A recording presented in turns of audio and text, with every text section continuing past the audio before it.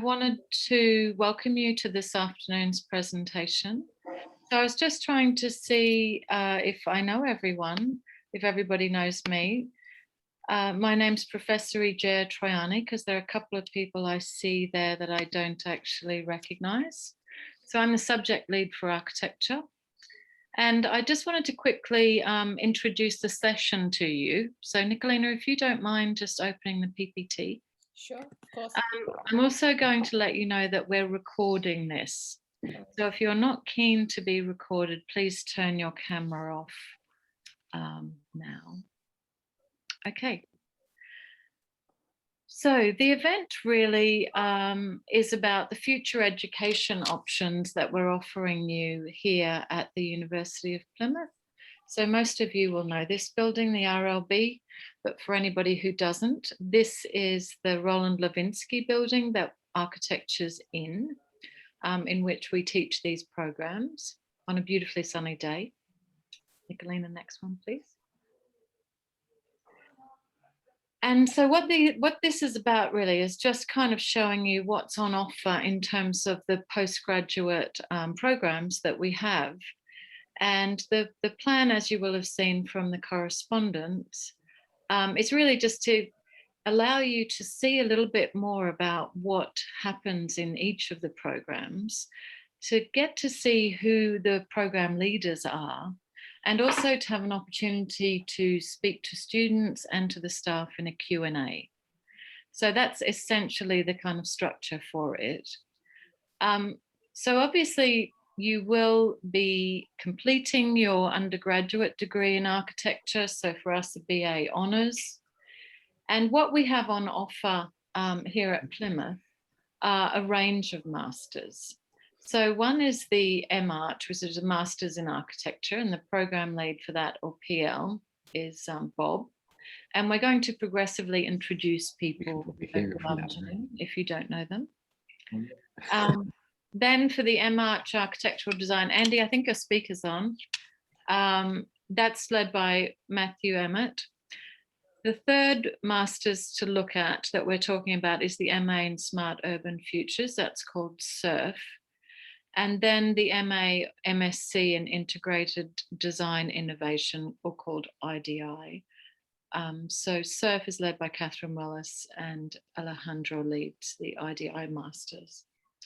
On top of that, we've also got a kind of explanation about the research masters that we have, which would follow on to a PhD. And there's also the opportunity for a doctoral degree in architecture. Next slide, please, Nicolina. So the way that structure works is that obviously the BA, the undergraduate degree, is RIBA accredited. So you know that will give you your part one.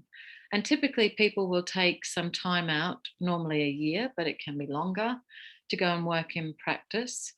And then after that, you come back in and do a master's. So the accredited RIBA masters that we offer is the Masters of Architecture, and that's a 2-year full-time course. And then the other 3 masters, which I described to you, are 1-year full-time programs, which aren't RIBA accredited, but they offer you specialization in these areas. Then after that, so obviously you could do the Master of Architecture as well as one of the other ones. After that, people generally go out, do more professional practice, and then you'll do your part 3 in order to become accredited. The positioning of the research programs can happen sort of, typically they happen after most people have done a master's at the kind of part 2 level. And so they can be between 12 to 18 months for a master's of research, or 4 to 6 years for a PhD, but that's probably a little bit down the line for you. Next slide, please, Nicolina. We thought it would be useful to share with you some dates, which are about intakes and quotas. So for all 4 of the master's programs, we don't have an intake quota. And they basically all start in September. So In terms of the research programs, they have different dates. There are 3 enrolment dates when you can come in: 1st of October, 1st of January, and 1st of April. Next slide, please. Sorry, I think somebody has their speaker on, so I'm not sure if you can mute people, please, Nicolina. Thank you.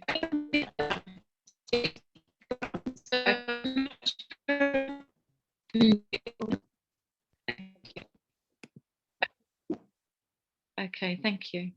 So we also thought it would be useful to see the fees.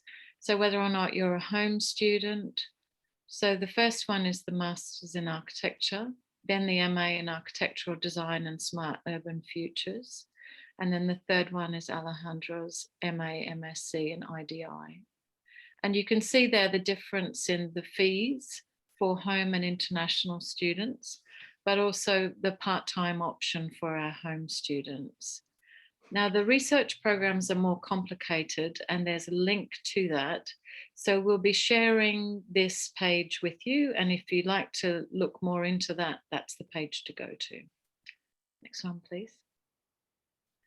Something that was, I think, useful for us to convey to you is information about, we don't actually have scholarships, but we do have fee discounts. And I think a really important one for you to be aware of is that if you're an alumni here from the University of Plymouth, so if you've done your undergraduate degree with us and you graduated with a 2-1 class degree or above, and you apply to come into one of our programs, you're entitled to a £4,000 fee reduction. That's international and national students, towards the first year of the full-time postgraduate course that you go into.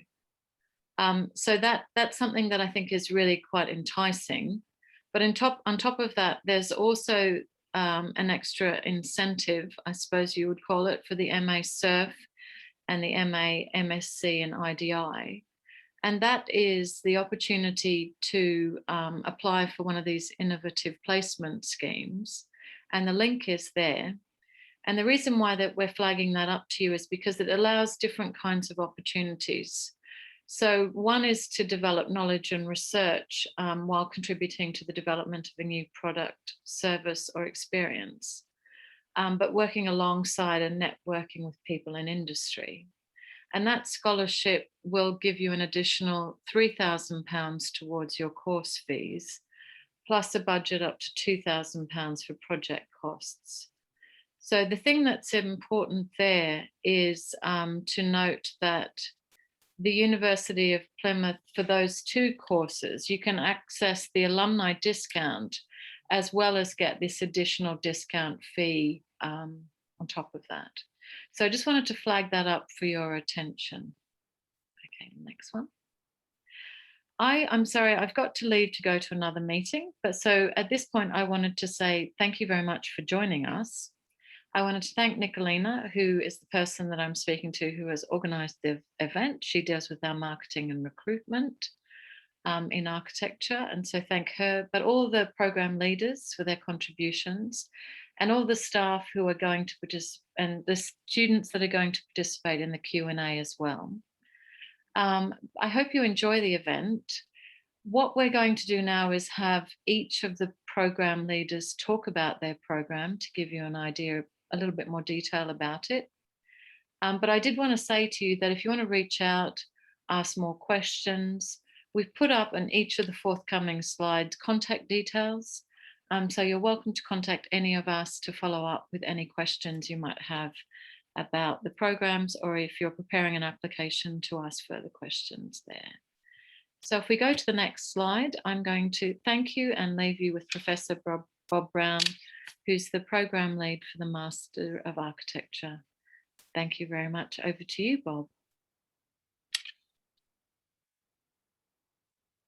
You might be mute. Yeah, I am muted. Yes, very good. Thank you very much. Thanks for that, Jan, and thanks everybody for coming along. Coming to you live from the MArch studio on the 5th floor, so you'll hear various voices in the background, and maybe it'll be an audience participation event. Maybe they'll join in or shout out, "That's not true," or "Absolutely." I don't know. We'll see what happens. Anyway, they're there and I'm here. I'm kind of tucked behind some lockers. It's usually a bit more scenic than where I'm sitting right now. This is just a little bit of slightly quiet place over in the corner. Anyway, good to see you. And I'm going to try and get through this quickly because I really want you to hear from and see what one of our current MArch Year 2 students, Niall Hamilton, is going to show you and has to say. So I'm going to quickly just run through some key features of the MArch and also say that there's a number of images on each of these slides, and it's just various work from students across the year. I'm not going to get into explaining each of those images. And I'm certainly not going to get into explaining the image in the upper left-hand corner, which is me. Hopefully you can see my face, so you don't need an explanation of that. And I usually don't sound like this. I acquired some sort of virus from my 3-year-old daughter the other day, so who knows what it is. And hopefully my voice will last for the whole of this. Anyway, I'll crack on. So next image, please, Nicolina. So what do we do? Well, we operate in what we've always referred to as a context of real people, real places, and real projects. Maybe that's a little less significant now, but when I first started running the program a number of years ago, a lot of schools weren't running live projects. Certainly within School of Architecture here was a lot of fictitious projects. And we were trying to distinguish what we were doing about connecting with real clients. And people would ask, what are we going to do this year? And I said, it's not so much what we're going to do, but where we're going to do it, who we're going to work with. So that phrase, real people, real places, real projects, comes out of that. We still continue to operate in that way, working with the wider community, various organizations operating within it, local authorities, disciplines across the university. And the real intention of that is to expose students to the sort of challenges that they face in practice. And I certainly bring to the program, together with Matt Emmett, who works alongside me, and other colleagues, our own experience of working in practice, where you're confronted by situations where there are no easy answers, rather dilemmas. And what do you do in the context of that dilemma? And I think that's been very beneficial for students learning. There's been a very positive response from practices, but it's also reflected in having won for 3 years in a row, various prizes in the Creative Conscience Awards. It's an international competition with over 1,000 entries, and 3 years running, we've won everything from bronze all the way up to gold prize. And I think the program benefits from a wealth of experience brought from all over the world. So we kind of like that mix. Next, please. And I think that the feedback we've had from external examiners or guests, which are the people noted here, reflects the nature of what we're doing, these urban regeneration and community-based projects where we're again engaging with real life situations, helping outside community to develop ideas that they can take forward. And I think another key aspect about it is the sense of camaraderie that exists. And this is always a comment that students kindly pass on to externals. And I think it's something that distinguishes the program in terms of being a very supportive, non-competitive, collaborative environment. And I think that's reflected in the quote from the student at the bottom about how they enjoyed that experience. Next, please. And I think that attitude, the kind of humanistic, empathetic condition that we have, leads to a very creative environment, and one that students feel they have opportunity to start exploring ideas that are important to them, and also helps them to understand where they are at in terms of their development, where they're going in terms of orientation, understanding that at MArch level, it's the kind of last springboard out into later practice. So what we're trying to do is encourage students to develop a sense of orientation about where they want to go. And important in that is that we're not trying to project or push a particular stylistic approach or trying to get students to work in any particular way. Rather, we're trying to tease out of students and help them reveal what their own aspirations are. So the work becomes very divergent in terms of the nature of projects they do and how they represent it. Next slide. And I think this is the final one. I was talking about the students being very divergent. I recognize in the previous slides, all the images were black and white.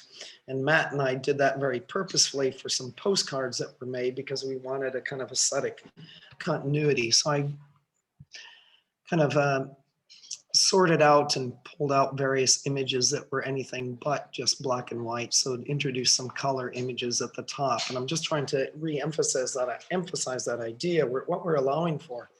And what we're trying to set up is students finding their own direction. There's a bit of a learning curve attached with that, but I'm sure as Niall and others can attest, it's something that students really much value, that by the time they get out of here, they really have a strong sense of where they're going with their work.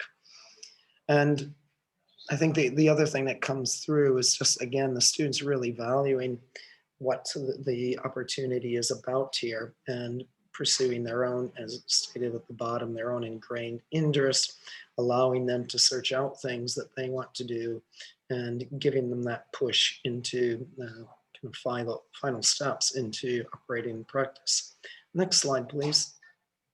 So at this point, I'm going to save my voice and spare you from listening to the melodious sounds of my voice and turn you over to Niall Hamilton, current MArch year student, the number of images that he has at the top, but I think he's really going to take you over to this YouTube video. So thank you very much. Thank you, Niall. I've just dropped the video in chat if people want to watch it. I don't know in terms for the recording, Nicolina, if you want me to share it or something so people can see it. Oh, there you go. Perfect. So, to cut to the Would you like me to play it?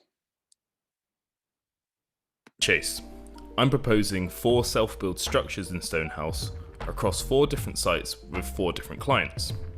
I'm doing this to explore my practice of self-build architecture as a way of creating a polyphonic dialogue, or in other words, an equal standing and relationship between the architect and the end user. This is all to address Stonehouse's wicked problem, something that arises from a multitude of socio-political, cultural and economic issues.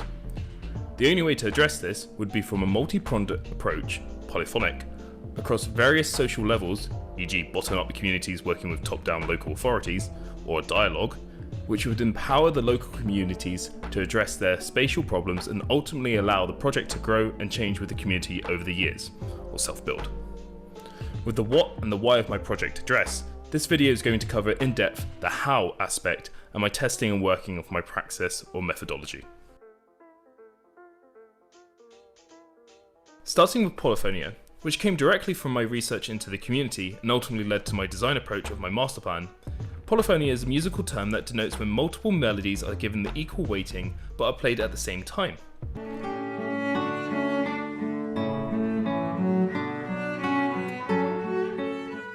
Bakhtin has used polyphonia to mean a plurality of independent and unmerged voices in consciousness, a genuine polyphony of fully valid voices. Or more simply put, a diversity of simultaneous points of views and voices. Carol Emerson, an American critic, describes it as a decentered, authorial stance that grants validity to all voices. The way I'm using polyphonia is to have multiple projects run at the same time, all with different programs and interests. With all 4 running at once, no single one will be the center. As such, I need 4 sites with different properties and therefore I need 4 clients with different interests. This leads on to dialogue. If I designed all of this by myself, I would ultimately create a monologue, this work being created in a vacuum. Therefore, to turn this monologue into a dialogue, I'd include these 4 clients into various parts of the design stage. I myself would represent the Stonehouse community as someone who lives in Stonehouse, and also due to COVID-19 and time restraints, large groups would prove difficult to work through.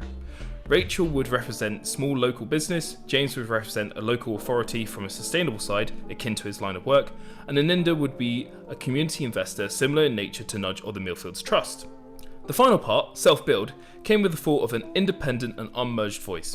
A need for the community to have power and flexibility and freedom within the project. This would decentralize the project from the traditional models of construction and planning, and I settled on using a variety of woods in the project, details later about the materiality, and a simple peg construction method that allowed for an easy construction and deconstruction. This construction and design approach has been heavily inspired by Walter Siegel's kits of parts, John Hardbracken's SARS method, and John Turner's freedom to build. This has also added a phasing and temporal element to the project, looking at it from a very small scale, then expanding over the next 10 years. First off with Walter Siegel was Walter's Way in Lewisham. This was a housing estate that was built by the community that lived there, designed using the Walter Siegel method, a simple kits of parts style construction method that used no wet trades. This ultimately inspired me to follow in a similar way, with a simple peg construction method that was equally as easy to use with materials that anyone could use. Next are two projects, Studio Elemental's housing in Chile and John Hardbracken's SAR method, projects that focus on the support and infill method. Ultimately, the idea I've taken is to design a shell structure or even a full building and similar in nature to Lewisham Carroll's medical facility, letting the inhabitants design and change the structure and spatial layouts later. This helps the building to grow and change alongside the community and context. Whilst not a building, John Turner influenced the practice, as through a number of empirical studies, he clearly showed that neighbourhoods designed with local groups work better since the people were experts on their own situations and should be given the freedom to build. His work summarises the main philosophy of the project, that the local population of the Stonehouse are the only ones that fully understand the wicked problem that inflicts them. He also points towards the main obstacle to community self-build architecture as the most common objection to changes in public policy, which would see an increase in the user's control of housing at the expense of centralised institutions, is that standards would be lowered as a result. The standards that the objectors have in mind, however, are not something that can be achieved with available resources, but rather represent the objector's own notion of what housing ought to be. First, I assigned each client to a site which roughly matched their job and intentions. I then spoke over the phone about the types of programs that they'd be interested in designing. With this as a starting point, I created a series of rough massing exercises that looked at the existing programs, the proposed programs, and the dialogic programs or the programs that would occur from the meeting of the existing and proposed. I used the client's original programs as a base to try some similar programs on site and a few different exercises. Once I've chosen one, I then developed a rough draft floor plan as a base to talk the design through the client. I then arranged a Zoom call with each client and spoke through the designs and ideas that they had about further changing it. Right. So this is your floor plan. Okay? But ideally at the moment this is year 1, year 5, year 10. So how I would like to have it then, since this is an open space area, I would like to have it so that this area here is like an outdoor food store. Can you hear me now? Yeah, grand. Yeah, I can hear you. Fantastic. Hello, I am recording. I think I just hit the desk, which is probably what you just had. There's no packaging as such. And the idea for that, if I'm correct, was that it would serve the businesses of Union Street with an outcome of kind of being sustainable, like processing area. That'd be quite interesting actually. If you had it on the upper floor, then you could have it almost drop down into bins rather than it going sideways. As long as it's not going to like damage the goods. Not a bad shout, bud. So we got a processing store, we got a weighing station, we've of course got the shop front as well, haven't we? Yeah. And then just kind of like standards. And then you'd need like refrigeration and freezing, I'm assuming, or not? Depend on what you're stocking, really. Like it could be all mostly dry goods and sweets and things, so you wouldn't necessarily need fridging and refrigeration, but it could do if you wanted. Did you have a look at that floor plan I sent you? I've got it up now, actually. Yeah. It's for you to turn around and say what you want to do, what you don't want to do. Do you get what I mean? Yeah. So this bottom area is an indoor market with the stalls popping up around it. And it can be compacted into like a shipping container size. And then when needed, expand to like 5 times the size. If we have that sort of model, And if we focus more on, like, not on machines, but on free weights, kitchenette, like microwave, dishwasher, and like, you know, just workspace, fridges, that kind of stuff, but nothing else. Just because. With the notes, I did some diagrams and rough working on the floor plans to start on a revised massing. Working in both plan and massing model, I worked through the new massing, then onto the dialogic programs, then into working out the circulation and the rest of the programs before working a little on materiality and lighting. This then led to me working on the perspectives, which was a chance to further look at the atmosphere in the project. I wanted to showcase a range of woods. For example, the shipyard junkyard would be built from reclaimed shipwood, whereas the outdoor artist gallery in Clamps Place would be made from burnt alder. Finally, I worked in the phasing for each site so that clients would understand the slow build-up of the project. Going forward, I have a 5-step approach of what I want to achieve. Step 1. I want to develop a workshop to create 9 or so self-build modules for each client. This is to further explore the self-build nature of the site and to continue that dialogue theme. Step 2. Working a section at 2 scales, the building scale and the detail scale, I'll work on key joints throughout each site to work on the self-build element of the project. At the moment, I focus mainly on the programs and the dialogic side, and now I want to further look at self-build and how that site would be constructed. Step 3. I will then look on the construction of the site using an AXO to showcase how the site would initially be built and where the parts would be deconstructed. This would then be following through the construction period, looking at how it would be built up as a rough mass, filled in, and then how it would be expanded through 5 years, 10 years. Step 4. I will create a matrix showing the different previous expansion modules designed by the clients on the site, taking Step 1's modules and inserting them into Step 3's construction method to show how this kind of Lucian-Kroll-esque style of using habitation would work. Step 5 would see further resolution so that I have 4 fully resolved buildings by the end of it. Thank you.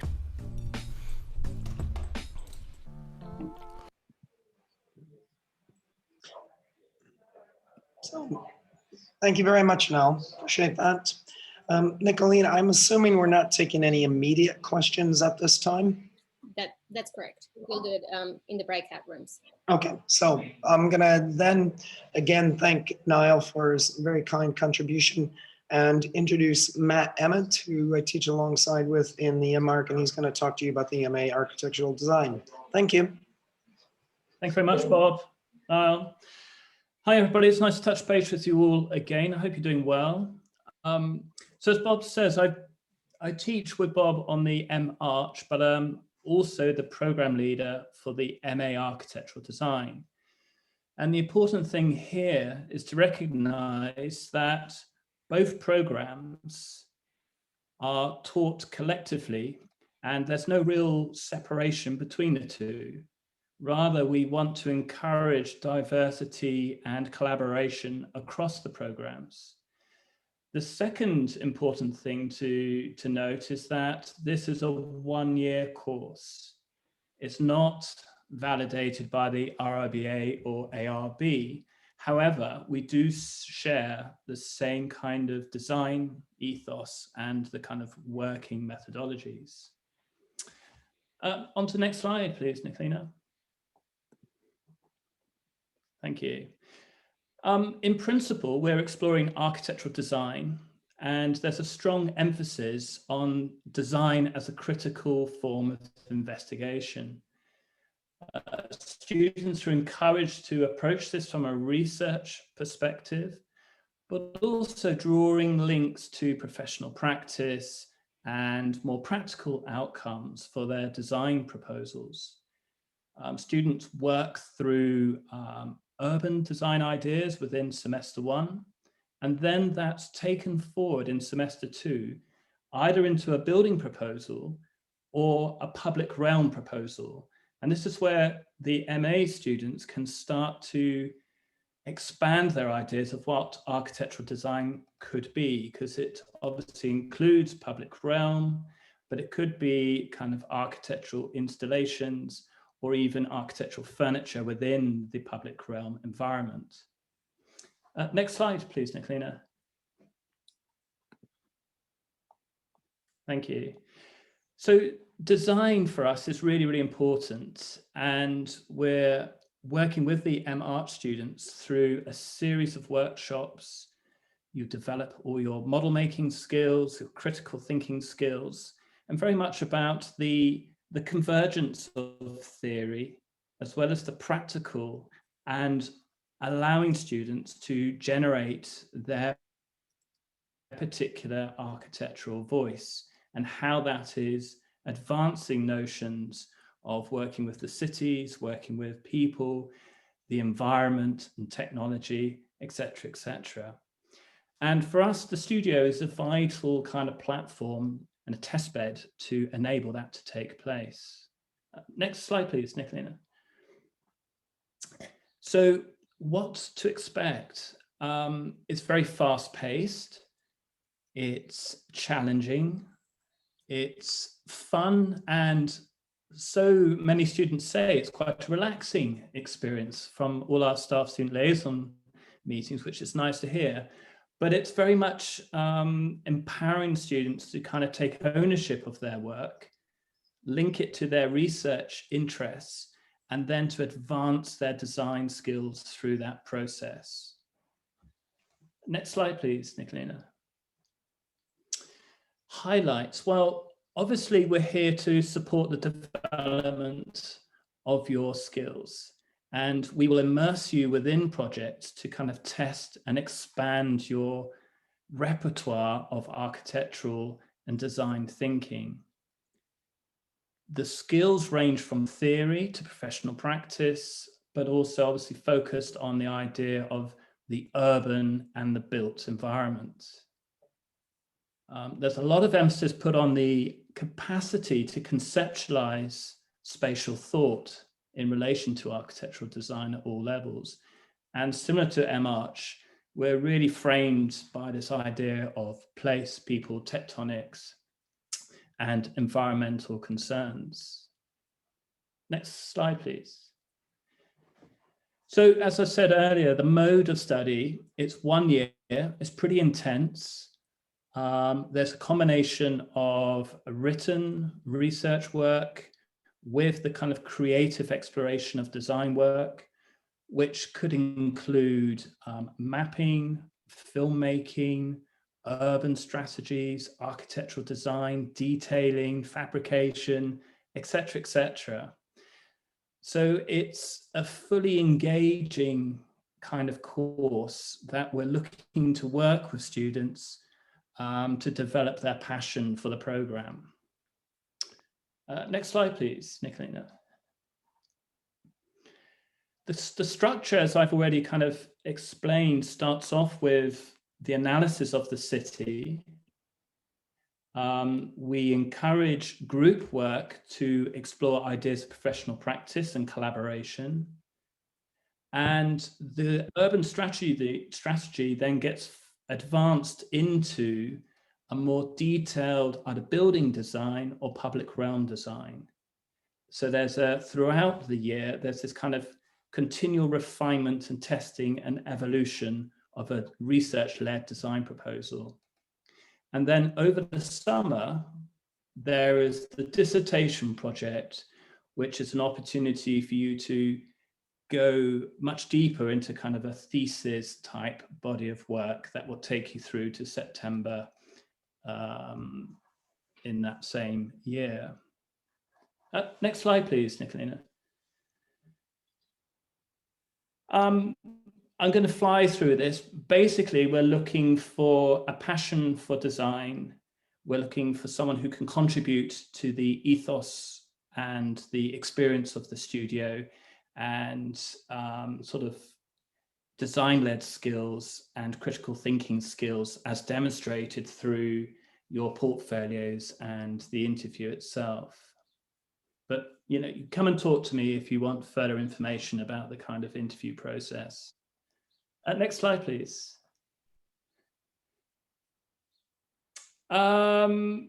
Selection criteria. This is to flag up the fact that we're not necessarily looking for pure CAD skills. Quite often people say, oh, I haven't got enough CAD, does it matter? And we're saying, well, no, we're actually looking for your creativity, your spatial awareness, the ability to frame an argument and synthesize a design solution. And I guess because we're not validated by the RBA and ARB, we can also take people from different backgrounds who might join us from discipline, but want to go into spatial architectural design work. So that's an opening up of the kind of remit for our selection criteria. Next slide, please. This will be the same for everybody. Get in contact with me, look at the website, it's all explained there. So I don't want to talk too much about that, but hopefully you've got my contact details. The next slide, please. And similar to Bob, we thought it would be really useful for you to hear from a current student of ours, to give a student perspective. And Leah has very kindly offered to talk through her Theatre Vestiges project. So Leah, are you there at all? Hello, yes. Fantastic. I'm going to mute myself, but if you'd like to take over, that'd be super. Sure. So, hi, I'm Leah. Hope you can hear me okay. I'm on the MA Architectural Design course. My background is in 3D design, so my focus leans towards sort of craft and making, as well as the role of the individual and the user. So shown here is the urban strategy entitled Theatre of Vestiges, in which I worked alongside two MArch students with a group work project. We shared the same goals of looking at activating, connecting and extending our field of operation down in Stonehouse. We also shared the aim of sort of looking at these social and cultural insecurities of site, highlighted in particular through the pandemic, and creating new opportunities by embedding connective, educational and playful constructs along this axis of Union and Manor Street. We did this through illustrating contextual mapping and modelling and observational studies of site, looking at these themes of making, living and learning. Next slide, please. So drawing upon our urban strategy, I personally looked through my critical essay discussing in further detail the vernacular of the neighbourhood and sort of urban settings, in particular the familiar urban settings, and the dialogue with the inhabitant. Through this, I engaged with the debate of what, why and how we understand these spaces and the spatial conditions, and mediating the individual's known versus experienced perception of environments. Key figures in this were Kevin Lynch and Randolph Hester, and their approaches to coded urban environments. Next slide, please. So currently I'm working on a public realm critical inquiry. Shown here are some mapping studies of the site, stemming from our group urban strategy, taking the theoretical discourse, applying this to the public realm. Next slide,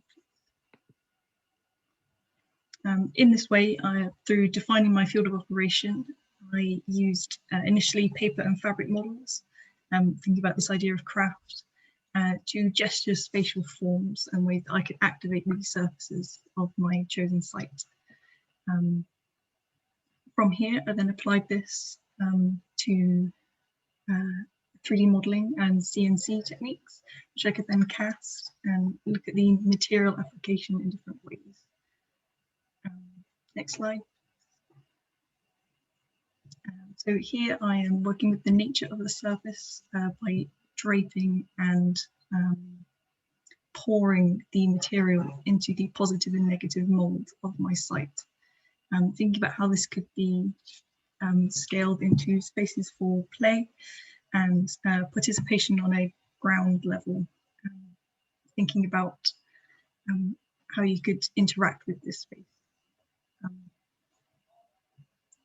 Yeah, that's me. Thank you very much, Leah. So Leah and I will be available to have a chat with anybody in a breakout room later on. But I'd like to hand you back now to Bob to talk about the research masters, I believe. Thank you very much. Thank you, Leah. Right. Thank you, Matt. And I'll just quickly add, that, as Matt was saying, the MA Architectural Design and the MArch are very much mutually interactive. And so the things that Matt was outlining about the nature of work, urban strategy, types of investigations we do apply equally to the MArch program. It's just Matt put it very eloquently, so I'll leave those thoughts in your head. I'm standing in now for Dr. Sana Marani. She doesn't sound like this either. And I'm also standing in a way for Zoe, who will be joining us momentarily. But I've been asked to introduce research programs in architecture. And there's two aspects of those, either a research master's that's done over 12 to 18 months full-time, or a PhD in architecture that's done 3 to 4 years full-time, or it can be done part-time over 6 years. And as for the next slide, please. So what does this mean, doing a research degree? What do you do? And from my perspective, someone that's supervising a couple of candidates at the moment, and I've had 2 successful completions of students in the past, my perspective on it is that it's a very good way to develop research skills, to generate new knowledge via the work you're doing. You get to read a lot, more so than you may think you ever did doing your, say, 3rd-year dissertation. You develop writing skills in a way that, again, makes what you did in year 3 look kind of quiet. And you also develop critical thinking skills. So we can understand it as an enhanced form of inquiry and an enhanced form of study, taking both the way that you think and the way that you work to another level. And this is pertinent, as noted by Sir Colin Stansfield Smith, who stated, a modern profession needs to be mobile, to adapt, to change, to respond to new opportunities, to developing trajectories of its individual members and shifting demands of its context. So part of what a research degree is doing is supporting you to be able to operate in an environment like that. I'm going to continue on with this on the next slide, please. So research, why is it important? Well, you're going to have to do it. If you're interested in architecture, you're going to have to do it. And I would argue if you're just interested in operating in any sort of professional capacity in the future, you're going to have to become proficient in carrying out research. In the context of architecture, the Royal Institute of British Architects has put in place a document called The Way Ahead, a new emphasis for education, and it's identified a number of mandatory competencies. One of those includes research literacy. So there's an increased emphasis on what schools have to deliver from next autumn and coming years about preparing students to be able to operate effectively in a research-oriented environment. And practice increasingly is recognizing this and becoming very much geared up to operate with a research mentality in terms of how they carry out their practice. And as a way of setting out why some of that's relevant, I'm going to draw a bit on some personal history here, as suggested by these 5 images. The uppermost image at the left, University of Illinois in the States, where I went to university, one of the premier institutions in the world for computer science. Several years back was ranked the 56th university in the world. Its architecture programs most recently been ranked 21st in the States out of about 500 programs. It's a good school, point in order. When I was a student and you worked on computers, you did fun little things where your instructions got punched into individual cardboard sheets and each instruction got fed into the computer. And it took about 5 years just to do a single drawing because you had to type in each instruction point by point. And if you had any kind of mistakes in your spelling, the whole computer crashed. If the paper card didn't get punched properly, the whole computer crashed. This was not that long ago, actually. It's in my lifetime. Flash forward a number of years, the way we operate, the way that you guys operate, almost by second nature with computers, is just eons of difference. And that's had a big impact on the office. The image at the top in the middle reflects something of a kind of traditional architect's office or design studio. Image at the bottom, all of that fluff, that flotsam and jetsam has disappeared, and very much a digital domain. And throwing in this image of Isaac Asimov's foundation and a kind of comment he makes about in it that a need to shift and to develop new techniques and new methods. And I'm using this point of reference about computers to illustrate something that I think is equally relevant about research. The way I was educated to be a practitioner a number of years ago is just gone. It's dead. I can't imagine what the world of practice and the way that you guys will have to operate will be, say, by 2050. So you need to be prepared for change. You need to be able to operate in this very fluid environment. And at that point, I'm going to flip on. I wasn't quite ready, but that's okay. We'll continue on here. I was just going to draw attention to Leon von Schake's comment about questioning the nature of who we are as professionals. Do we operate in some sort of prescribed form of practice? Or are we people who work together to advance, to explore, to test, and really rethink the very nature of what practice is? And I think this is a crucial way in which research comes into play. Next, please. So various times when you can enroll in the research program, unlike the MArch where you're generally, or MA Architecture where you're studying in September, there's various points where you can start with the PhD. There's a number of staff listed there. You can go online to see what they're doing, but a range of research interests that staff have that are reflected in opportunities for students within the school. Next, please. And intrinsic to all of this is support for students. So you're not just kind of landed in it when you enter into the program, but a lot of training programs that take place that support you in terms of doing research and doing the writing that is parallel to that. Next, please.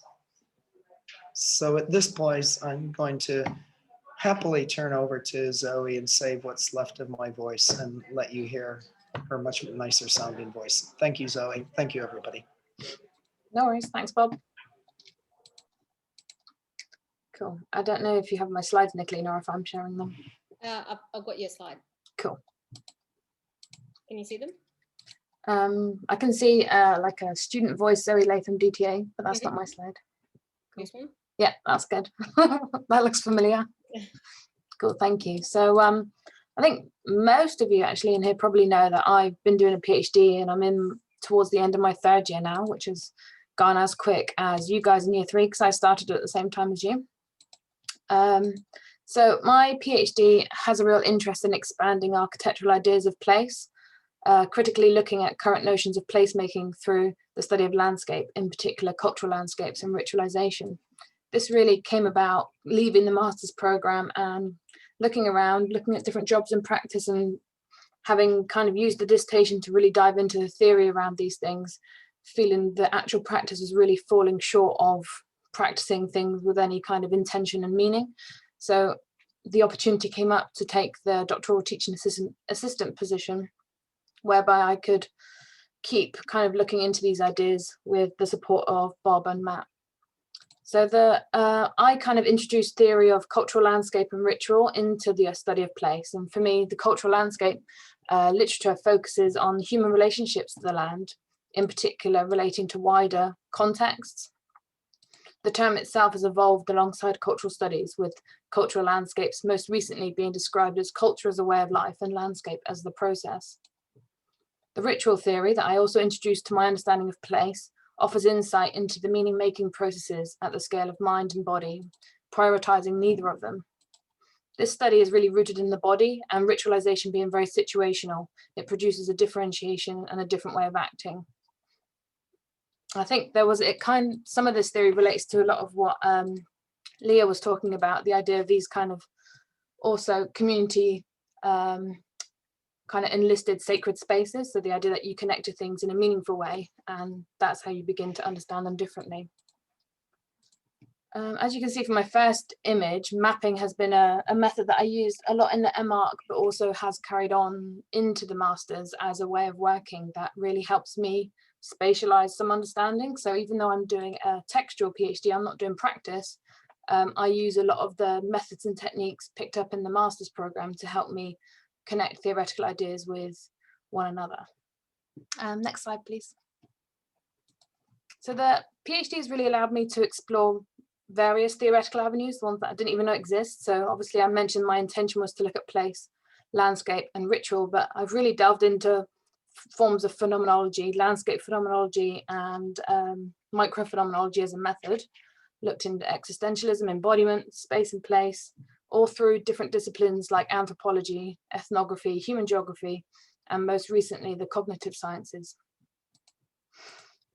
Through these kind of theoretical agendas, I've managed to meet different people from different disciplines across the university, working with the arts research group, film groups, human geographers, environmental literature, geography, and really the PhD has allowed me to form a really wide network of people that have a level of interest in the same topics and themes, which I think really enriches the conversations around these discussions. This kind of picture is year one of the PhD, getting into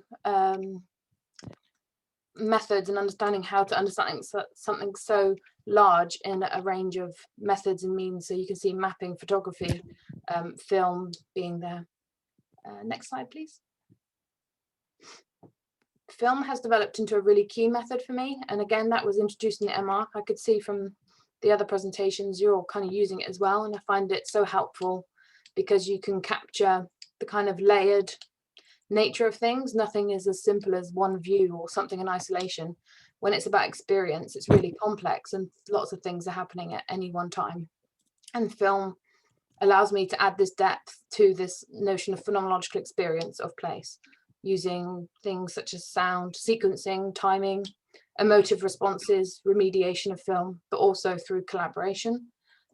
Since kind of making films, these are something that it's like a tangible thing that I've been able to kind of share and take to other research groups to start those conversations, rather than just kind of having nothing. By creating something that explores an idea, have been able to kind of take it as like an offering to the film group to say, hey, can I come and join your discussions? And this is something I made as a complete amateur, but this is what it's allowing me to do. And it's been really well received and had a lot of fun, and now writing papers about filmmaking and making collaborative films with Linda, who you met during the HTCC tutorials and stuff. So all good fun with film. Next slide, please. So I think based on what I said at the beginning, the idea that I was struggling to find a place where I thought I could work in practice, I see the PhD as a process to further my own architectural praxis and think about what kind of architect I really want to be, and how I would choose to practice given the space to understand these things myself. So a lot of the research continues to seek ways to look to the land for truer representations of human inhabitation, place-sensitive practice being tied to the chronotopic notions of time, what was, what is, and what can be. For me, architecture is rooted in the people of the place, who is connected with this place, and why is it significant? How can more people forge a connection to this place and imbue their own meaning on it? This is increasingly important when cities and places that we inhabit are going through rapid changes, as is the environment. So I'm mainly interested in how places become part of our identity, the places that we choose to call our places or our favorite places, just as much say something about me as a person or say about us, because they resonate with us and our sensibilities in a positive way. Next slide, please. I guess I didn't know how important it would be, but almost all the strands and all the theories that kind of weave through the PhD really point to ideas of the body and understanding the body as the mode in which we connect.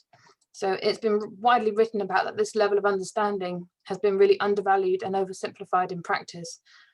Place and embodiment focusing mainly on views or urban characteristic considerations, nothing to do with how we make meaning and how we identify ourselves. So I'm using the PhD to interrogate the way we move through, feel, understand and perceive space around us as a way to understand how we resonate with and connect to place, urban or landscape, with the term cultural landscape encapsulating both of these forms. So the ritualized actions that we make in these places, connecting our mind and body to them, and the way we imagine the world with the way that we experience it. So it kind of got a bit bigger than I was planning to, but I thought it was maybe more interesting. I could talk about the logistics of a PhD or the timings or all that other stuff if you're interested in it, but maybe that's a bit too specific for those not interested. So if you have any questions, I can put my email in the chat and please ask away.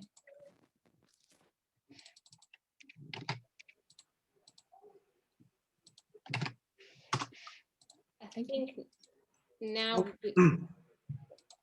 would you like to introduce the next paragraph? You can, save my voice. All right, thank you. Now we'll have Professor Catherine Willis talk about the smart urban futures. Hi, so thank you, Bob, Matt, Zoe, Leanna, various people, Niall as well, for talking about your programs. Some of you may not be aware of this new master's program. It's been running for 2 years, well, a year and a half now, and it's part of a sort of suite of new programs in the school are about offering different opportunities for you as you move forward.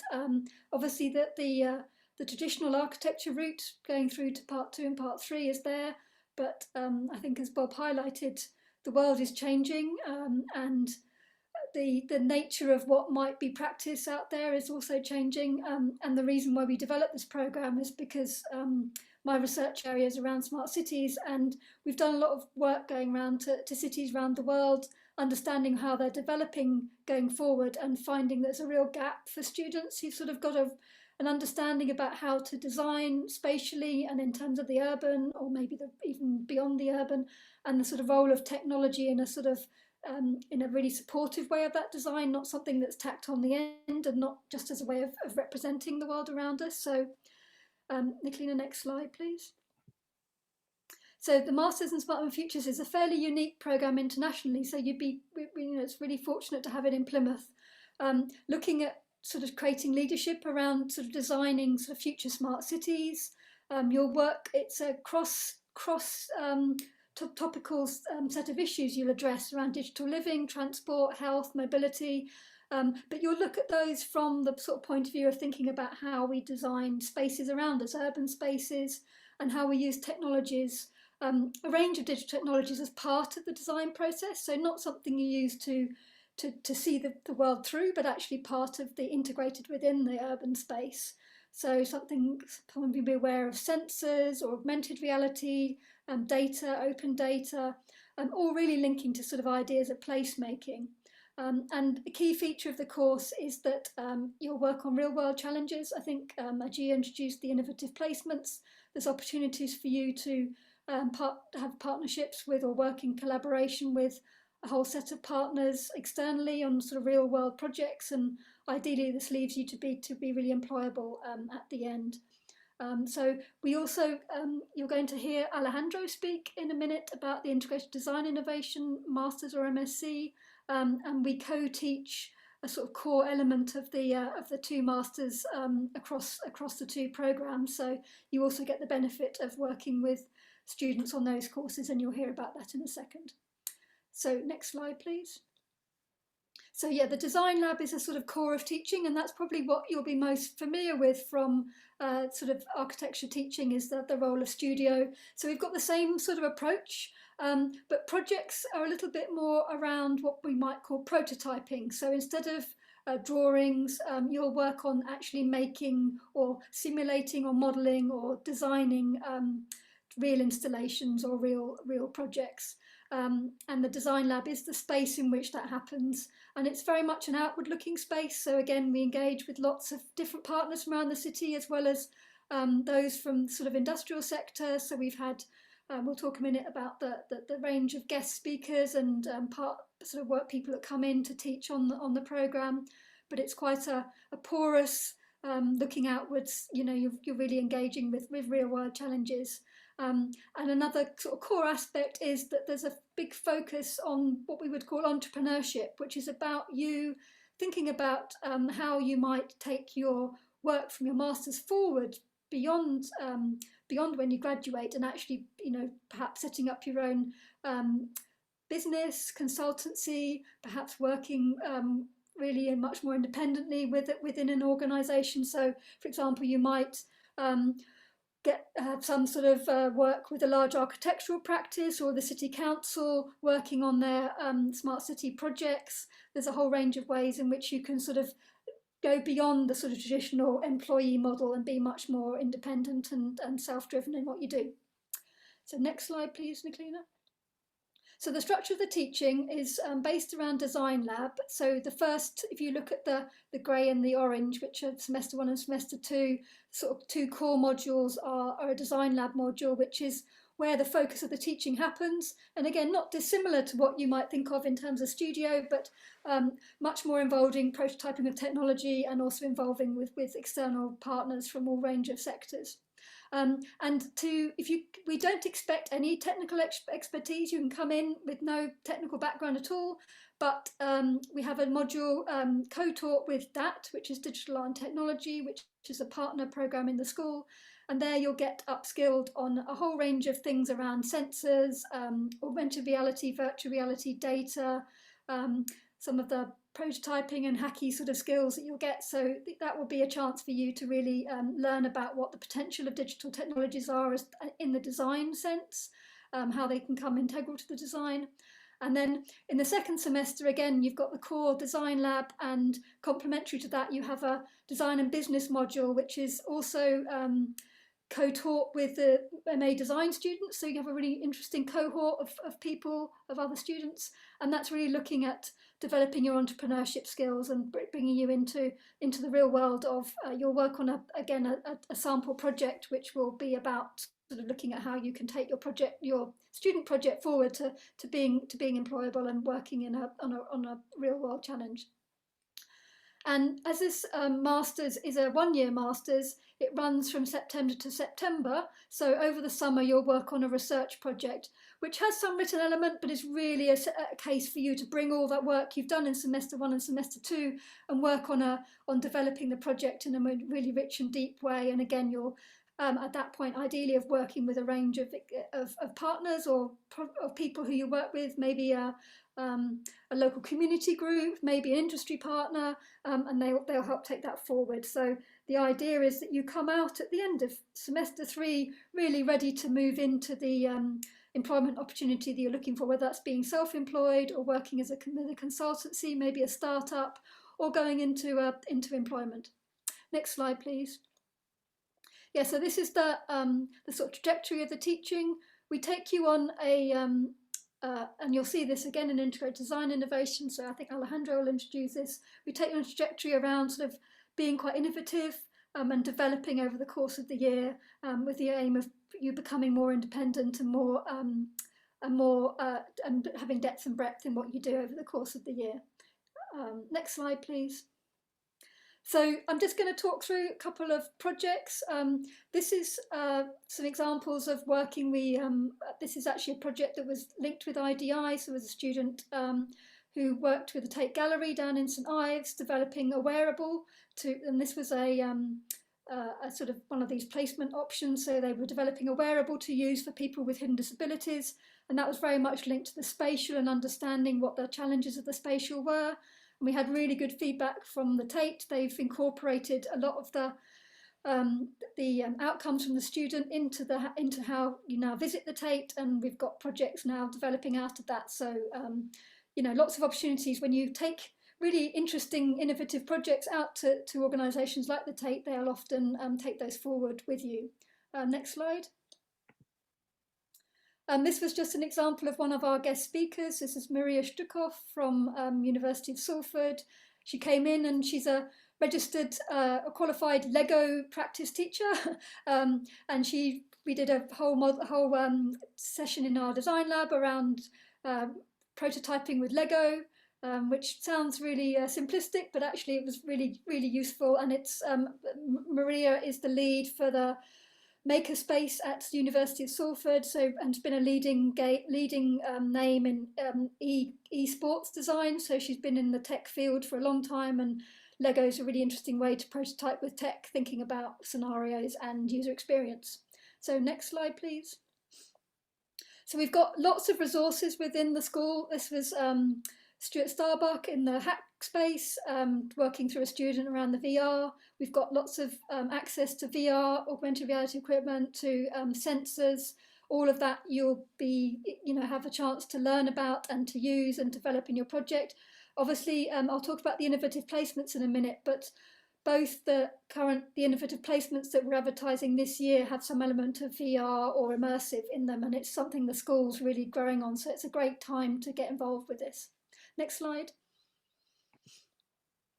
So this is some of the another student project doing some of this, what we call hacking or using sensors. They were looking at a project around the future of energy and how housing might change if actually we have housing that uses what's something called smart grid, where you're linking up houses in a energy network. And he prototyped out how that energy network might be visualized, how energy might flow between those different houses, and how the householder would experience that, and how the community might get together to sort of share energy around the space. So that's an example of a sort of urban scale project, but with a real technical aspect, but very much community focused and about people working together to sort of address big climate change challenges, actually. Next slide. And this is a student from this year.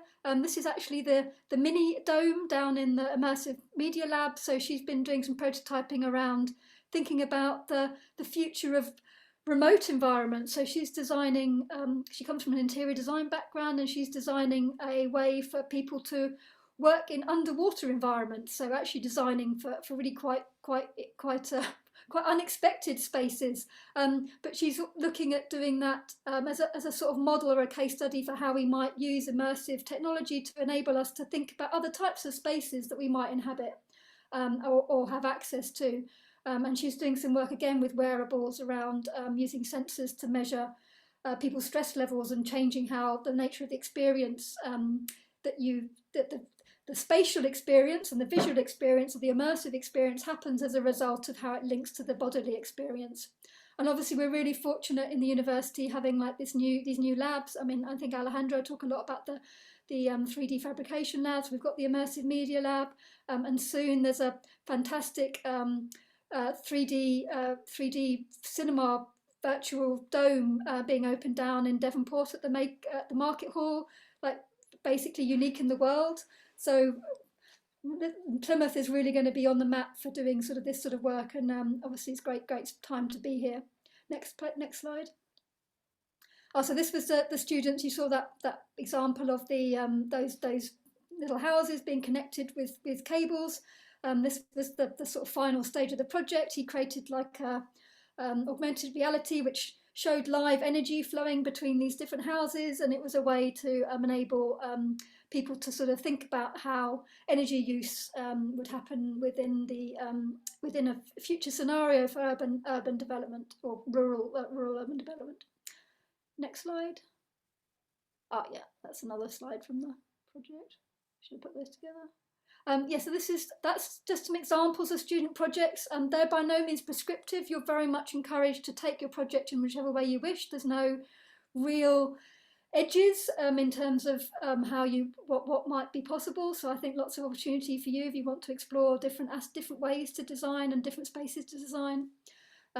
This is our future lecture series. We've had some really exciting speakers, and they're not just peripheral, but they're part of the teaching.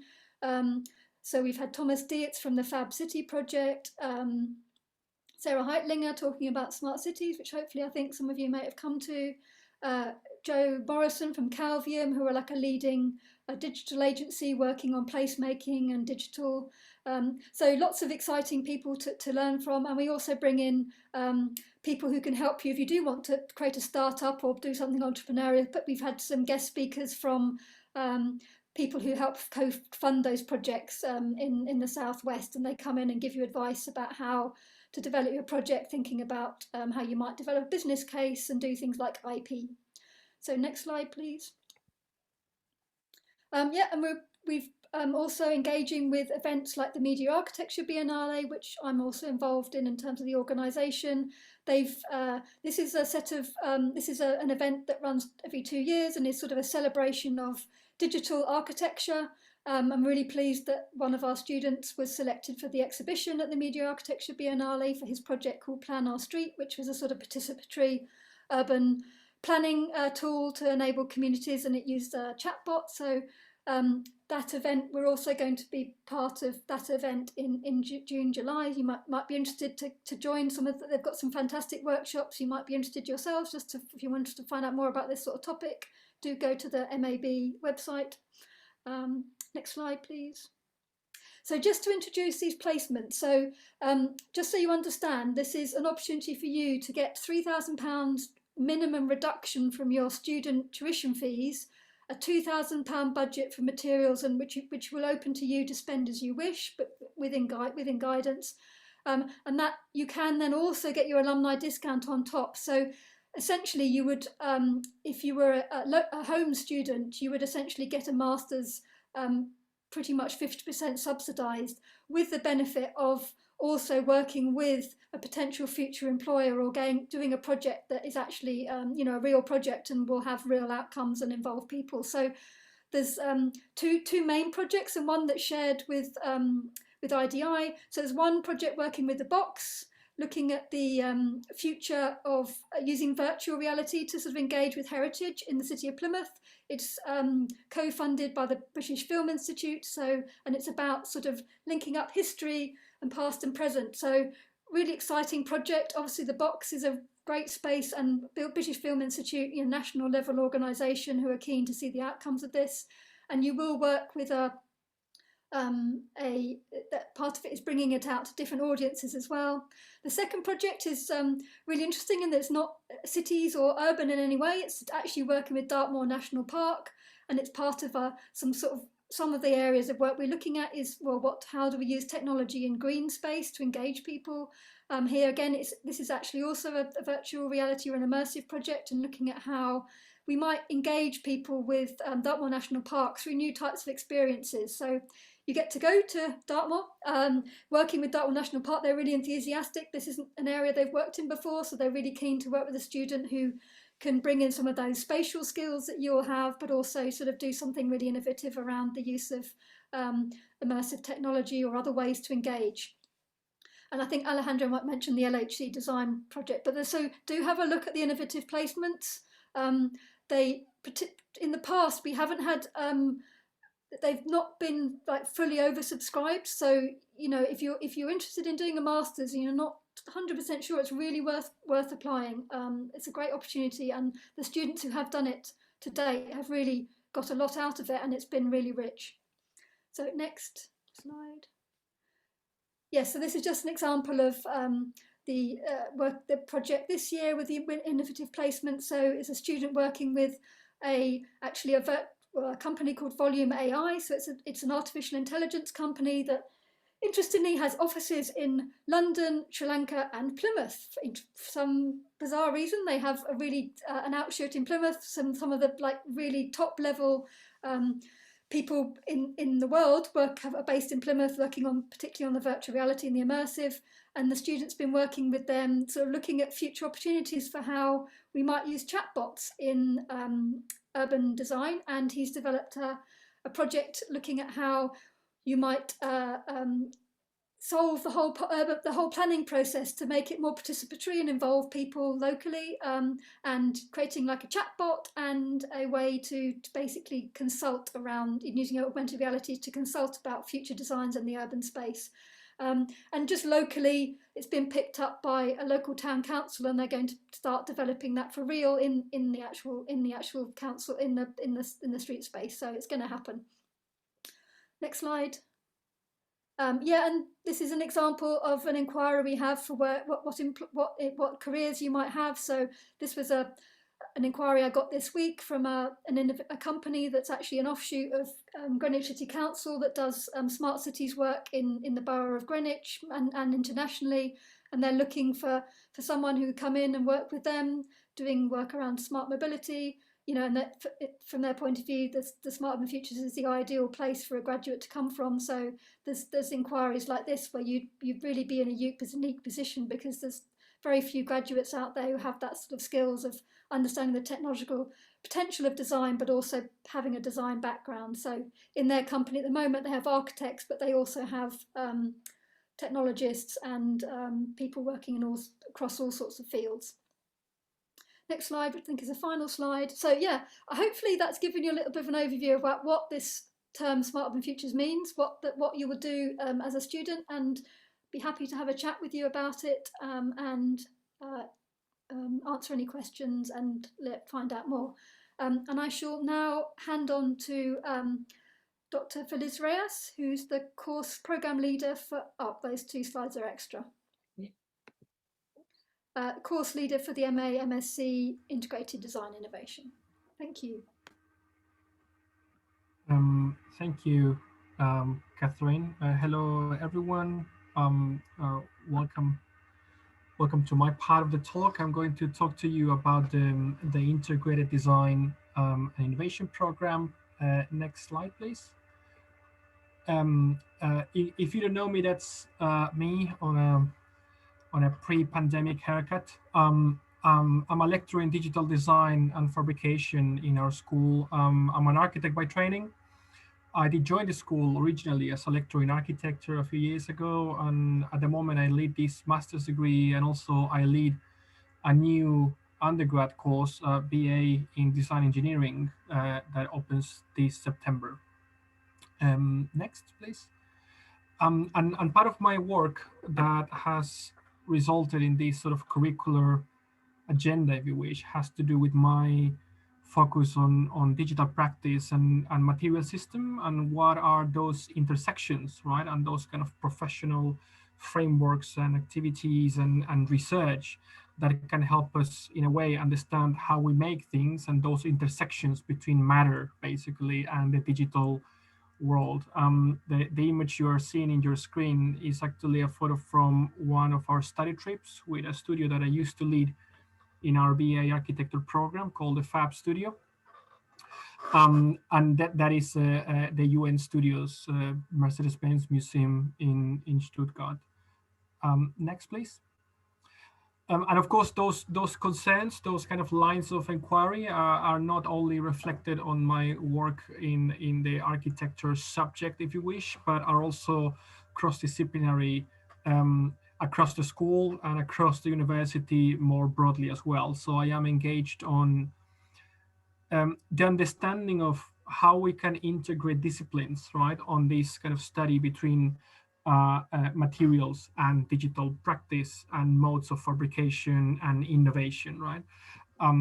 What you're seeing on your screen now is a small example of our collaboration with a local artist called Tom Dugan that was exploring the use of robotic 3D printing using local clay from Cornwall and trying to determine which are the new, let's say, design and creative languages and opportunities from this approach that mixed fine arts with design and robotics and material science. And this is part of the work that we exhibited at the Tate in St. Ives a couple of years ago. Next, please. And of course, this has a spatial, expression as well. And part of this work also involved speculating with the interior design opportunities of 3D printed matter. If you're a student of one of our programs, you might recognize this is a model of Royal Levinsky building atrium downstairs with an installation, right, of large format clay 3D printed objects, which were part of an exhibition that we submitted to the box, to Plymouth Museum, as part of the micro commissions, COVID-19 micro commissions program. Next, please. That's primarily work that I have done as part of my engagement with cognate areas like interior design, fine arts, design, and so on. But also something that we are carrying through our program in integrated design and innovation is looking into how that knowledge can integrate and deliver interesting new approaches or products or services with other disciplines or other areas outside of our usual domain, let's say. The image we're seeing here is actually a social robot, and we are working very closely with the Faculty of Health in a couple of projects delivering e-health solutions for either aging population or isolated rural population, trying to understand how digital solutions can benefit the provision of health services across the Southwest. Next slide, please.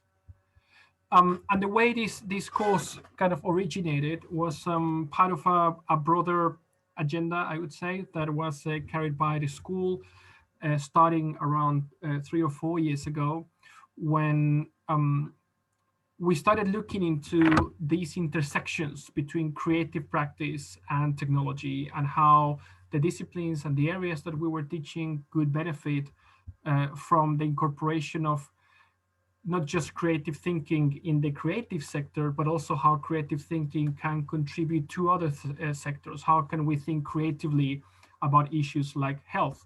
How can we think creatively around issues such as robotics or engineering, for example? And that was part at the moment of a really wide-ranging disciplinary agenda championed by institutions such as Nesta, for example, in the UK, or UK Research and Innovation, for example, on how to leverage and capitalize how we have really, really talented creative professionals and how they can contribute to different areas of the economy. Next, please. The architecture is not the exception of that. And as you probably know, the architectural profession also benefits greatly from the use of technology, but that's not only about designing, it's not only about modeling, but also has to do with asset management, data management, the production and manufacturing of our built environment, how we coordinate and communicate between disciplines, or how we deliver or think about building systems, or the feasibility, right, of certain technologies in what we do. What you can see in your screen is actually an image of the latest version of the plan of work, the 2020 version, that for the first time, for example, included manufacturing as part of the stage 5, which was typically the construction and delivery, stage of the plan of work. So there seems to be a professional direction, if you wish, into trying to understand and outlining how technology can help us, right, in the built environment sector. Next, please. So at that point in time, we put together a team of external advisors, both from industry as well as from academia, which was a great few months, really working with them quite closely around not just outlining what these new professional challenges are, but also on how industry can benefit from these programs and how we can start building those skills and those multidisciplinary professional environments for our students to engage with. That included not just I would call architectural expertise from, for example, Dr. Jabi from the Welsh School of Architecture, but also Manufacturing Technology Center, or Autodesk, for example, the software company that probably all of you are familiar with, were part of that panel that helped us approve and design this suite of new courses. Next, please. And you have already seen this this slide from Catherine. What we do in this program is basically you arrive with an idea, with a project. This is the way I think I could use technology in an innovative way, and we help you develop that project throughout the course of 3 semesters, starting from those early stages of research, kind of ideating what is what you want to do, trying to really bring up those proof of concept tests and early stage ideas, all the way down to kind of prototyping and demonstrating how your ideas can work in an industrial or community environment, right? A reason why I repeat this slide is to let you know that this award has 2 branches. You can join either an MA program or an MSc program. During semester one, when you're developing those initial kind of skills, MA students focus a bit more on creative thinking and design methodologies, whereas MSc students focus a bit more on engineering, technological, scientific, and material principles, right, underpinning your project idea. And that is also the module where you receive all the skills and all the technical support and all the inductions in our workshop system that you will see in a second. And next slide, please. Well, and as a result of that, the curriculum of the course invites you to not just engage with a design lab from a perspective of, you know, the design brief, but also you start developing that kind of research space, and you start co-designing with external users and industry partners, and you end up the program on the other end on a much more independent, self-directed, project-driven space where we expect you to develop that kind of analytical, critical, and technological depth, right, to kind of achieve that sort of master's level degree of innovation, but also development of your research project. Next, please. So in our program, we're quite tied up with industry. We have a range of industry partners. As Catherine already outlined, we work quite closely with a series of colleagues that we either invite for guest talks or that we bring in as part of different seminars or different activities that we arrange in our course.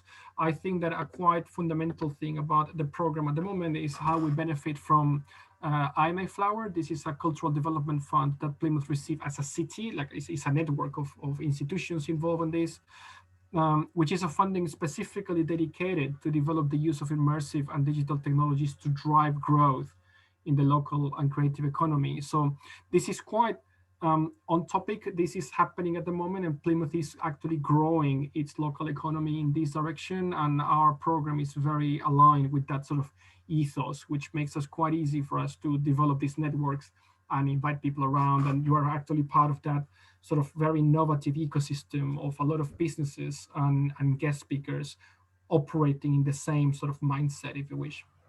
Next slide, please. And as part of that, as Catherine mentioned, this program benefits from master's R&D studentships that provide you £5,000 of funding. That those £5,000 are divided into 3,000 towards the course fees and 2,000 for the cost of your project. That can be materials, consumables, travel, and so on. But basically, the cost of you running your project.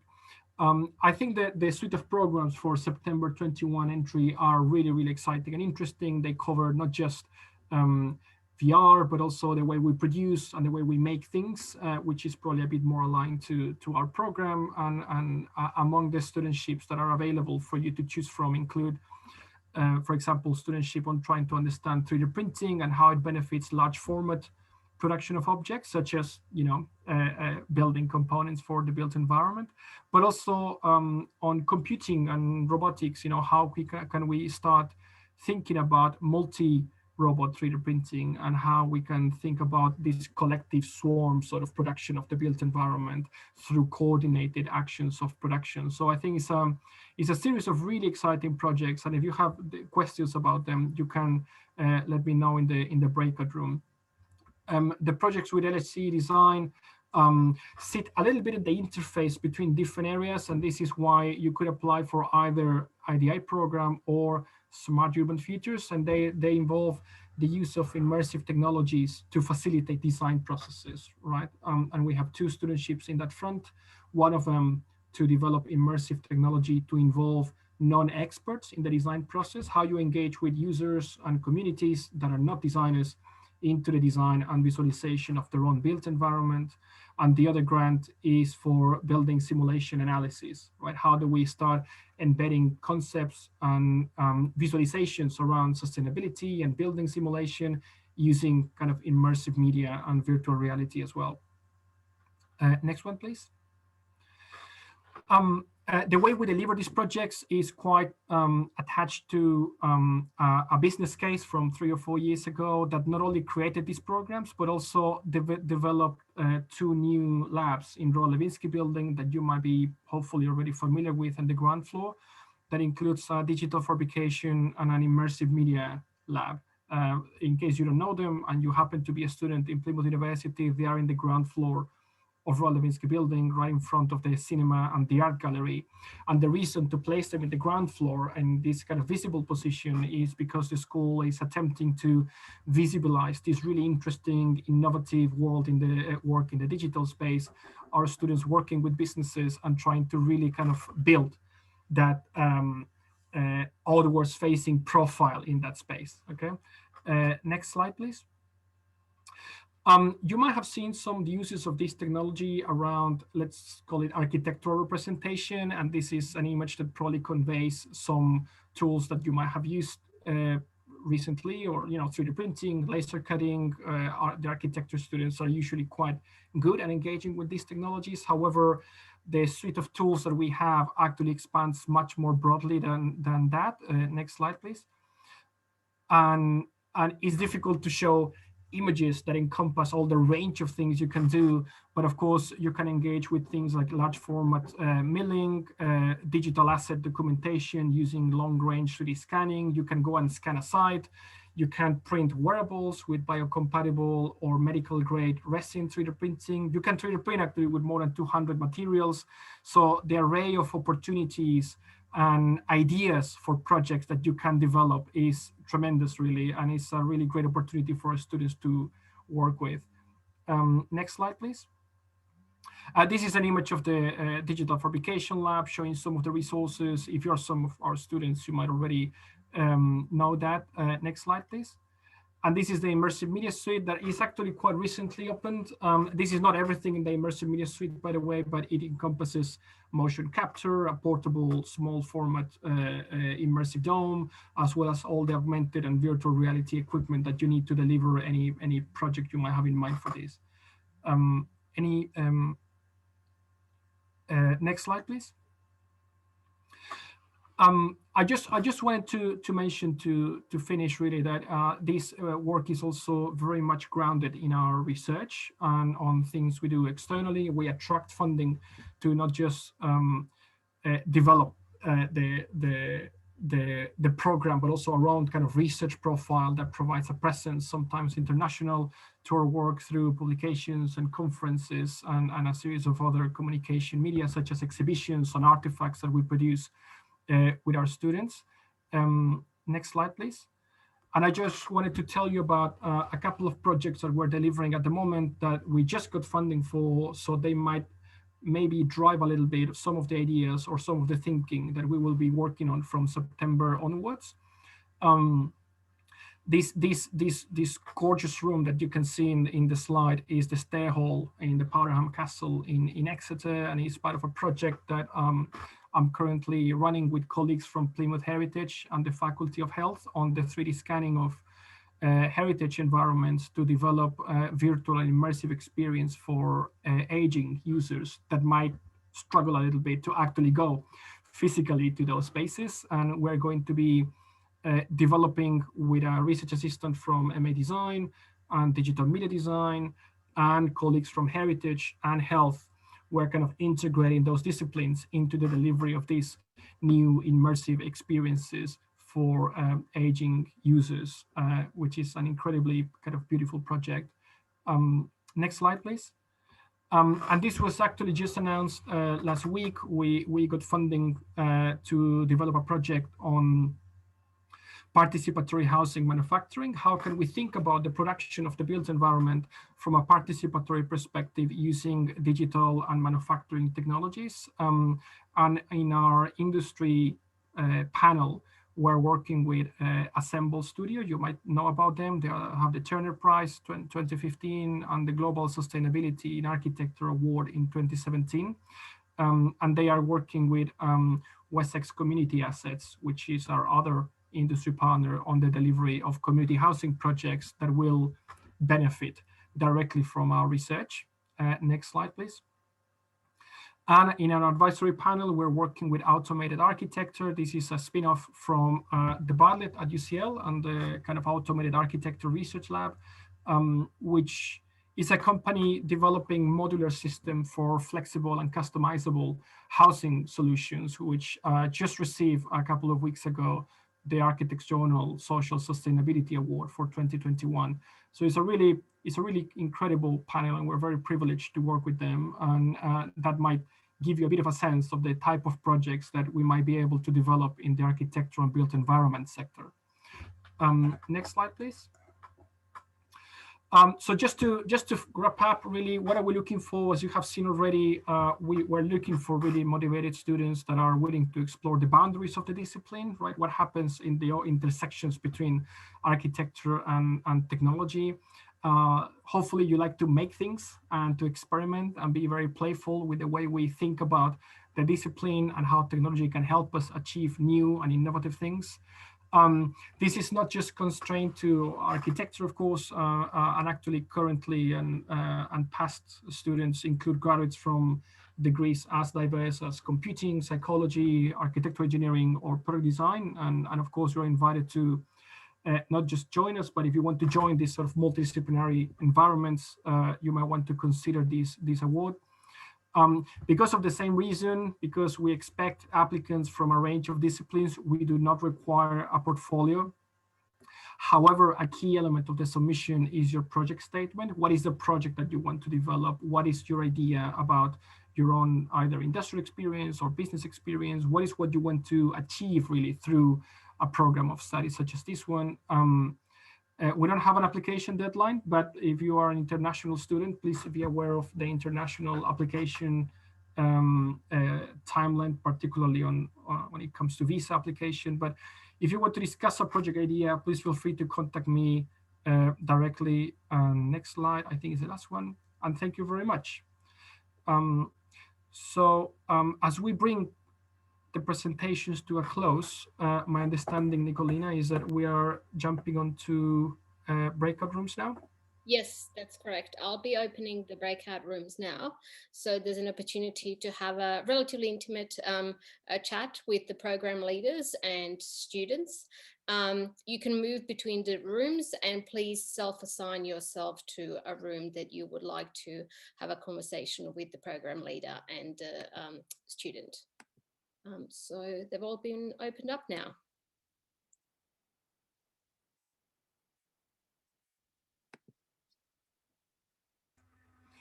Sorry, Nicolina, just to let everyone know, if you're not familiar with Zoom, you should see at the bottom of your screen an icon with 4 squares called breakout rooms. And if you click there, you can actually join any breakout room for any of the programs. Thank you for that, Alejandro.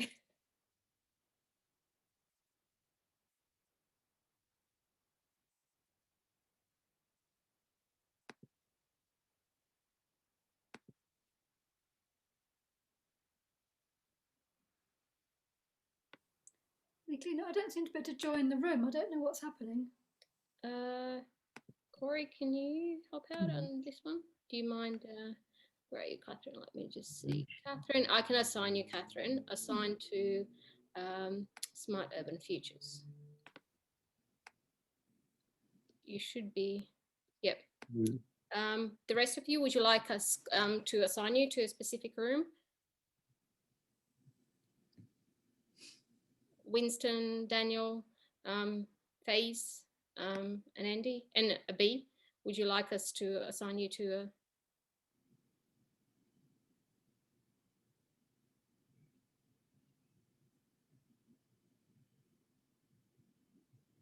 Winston, are you here? Let me just stop recording.